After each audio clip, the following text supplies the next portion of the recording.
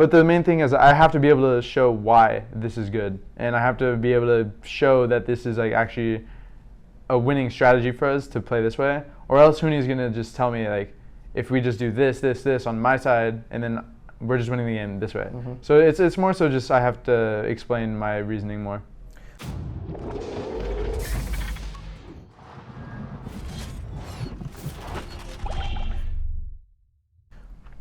Yo, this is Zento from Esports 7, and I have here with me Damonte from Clutch Gaming.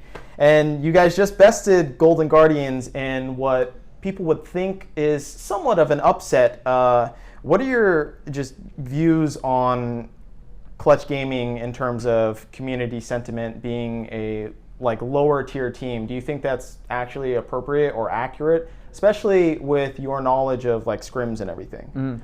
Well, I think based off like just pure LCS results, it's pretty fair to say that we'd be a bottom tier team. But I'd also say we've never even gotten close to playing our like, actual potential on stage, and that's something that we've just been attacking this entire split so far.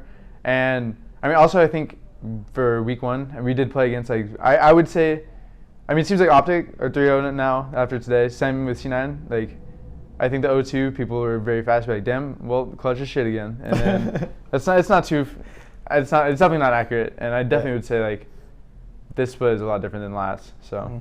So you just stomped on Silas. Yeah. And one of the crazy interactions that I saw was with the Corki ultimate. So can you kind of explain like the nuance of that? Because it looked kind of OP. I'm not gonna lie. So basically, when I don't know. Okay, first of all, I'll just say the draft difference in this game was crazy. When I saw Corki against Silas, I was like, what is going on here? But basically, you take Corki as Silas and you get like, I want to say it's 9 charges of his ult. So you get the full stacks of his ultimate. Yeah. And you just pop him, and you get the 2 regular, 3 big ones, and then it's just you're also full AP. So Corgi ult scales up AP more than AD. So it's pretty broken. Definitely not a counter pick. Damn. Yeah. And what the AP ratios are pretty good on. It's pretty insane. Yeah. I think the big one is doing like 800 plus late game. Damn. Okay. So I want to talk about the meta because it's more becoming into a solo lane focused meta. Yeah. So just what are your thoughts on that in particular and having more responsibility to carry the team in terms of your position? I would say, I mean, it's good. I like it. I like being in control, and it's still just like I said last bit in a lot of various interviews that I had, just I'm focusing a lot on improving my like mid-game knowledge and how to actually carry the game through mid-game rather than just my early game stuff, because by now I'm like more than efficient in lane phase. Like I can beat pretty much every player on any given day. But yeah, it's good. I've just been practicing a lot of how to actually make my team play towards me, make my team give me resources, and like play that way, because it seems like you need to be able to do that as a mid laner right now. And I think that's something like every NA mid laner lacks, is the ability to actually tell their team what to do, because they're just like, all right, I got my 2 imports on my team, gotta let them carry me, and then you just look ridiculous because you're just playing mid with 0 resources. So speaking of which, in a previous interview with Upcomer, you talked about becoming more of a leader. Yeah. So in terms of that, how do you feel about overcoming the barrier of veterancy? Because being as a less veteran of a player than such as, say, Huni or Lyra or Piglet, do you find it more difficult when trying to step into a leadership role like that? Yeah, for sure. I mean, Huni and Lyra have like, I think Lyra's played for 6 years, Huni's played for approaching 7, I've played for a year. Obviously, it's very hard for me to get that respect right away. It's something that I've been fighting to earn, and I'm still I'm approaching it still. Like I'm still earning it every single day, but this just means like I can't just int feed in scrims. I can't have like terrible games, right? Yeah. Like if you have bad games and you ruin the entire game for your team, it's like everyone is kind of annoyed at that person. You just can't do that. So that means I'm forced to bring a new level of consistency to the team, and at the same time also like just being more of like a commanding force on the team. Like I've now played with Huni for so long. I understand what it takes to be a commanding player and get resources and win the game through yourself, and it's just something I'm trying to copy. So in terms of this kind of balance between top and mid and all of the meta and everything, and how it's quite focused on both of these 2 lanes, when looking at this team, you figure, okay, well, Huni is traditionally one of these very hard carry players that demands a lot of resources. So on this team in this iteration, do you feel like you need to kind of fight a little bit against them to say that I want resources for myself and like, hey, chill back a little bit so that I can actually try and carry? Like, how is this dynamic of demanding resources versus Huni?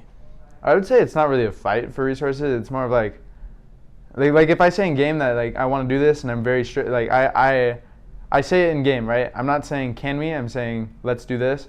Like the team will follow you. When someone makes a call like that, the team will follow you. And then in post game, that's when I'll talk with Huni about it, because obviously it's a push and pull for top and mid lane. Usually you're like one's in top lane, one's in bot lane, and so it's a push and pull, right? Like both of us are trying to like get resources to help themselves and then help the other team, like etc. Like other way, and stuff like that. But the main thing is I have to be able to show why this is good, and I have to be able to show that this is like actually a winning strategy for us to play this way, or else Huni's gonna just tell me like, if we just do this on my side, and then we're just winning the game this way.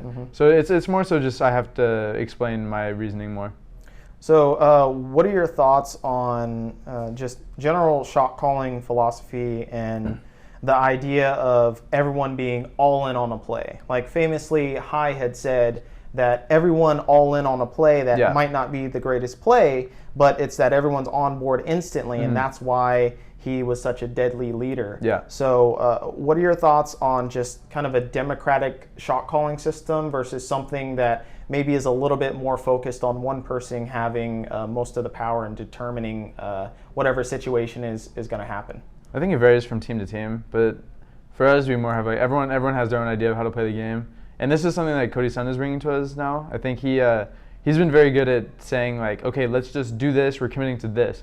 For instance, today in our match, it was like 20 minutes, but Infernal Dragon was up in a minute 30, and we were winning so hard we could play for Baron. But Cody's just like, okay, just chill, just don't do nothing. We're gonna go for this Infernal Dragon in a minute 30.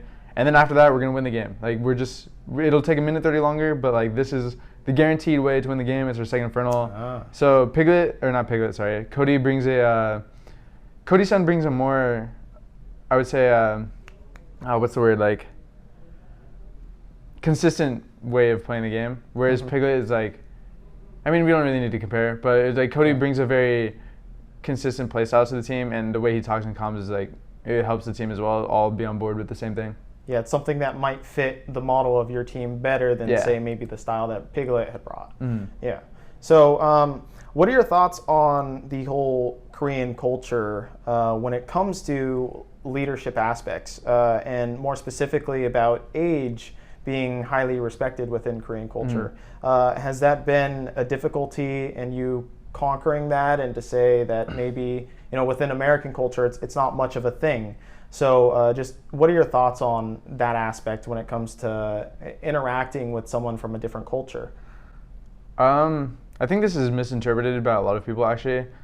I had a pretty deep talk with Huni about this, and he said that really that exists for normal life, right? But if you're in work and you're in a competition, then whoever the better player is, they will get the respect. You can be 30 years old, another one will be 19. But if this 19-year-old knows what to do, he's a leader, he's able to do the consistent thing, like, he's going to get the respect from the 30-year-old. Like, it's definitely, I think, a misconception. I obviously don't know all the in-depth details, but Huni described it to me as, if you're a good player, you're going to get the respect, and there's no like hierarchy in that way during work.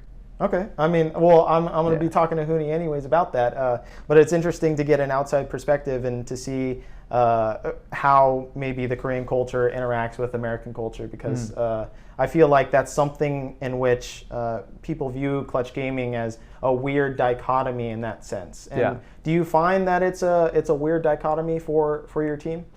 I would say since we've brought in Cody's son, it's a lot different. It's not as weird anymore. I think there's been a lot more integration in the team now, and everyone is more of like a team and a family.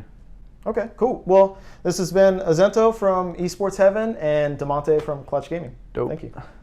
I assume if you made it this far, you probably enjoyed the content. So if you did, subscribe, and also check out my other content that's more analytical and opinionated. But otherwise, keep it locked at esportsheaven.com, and I'll see you next time. Peace.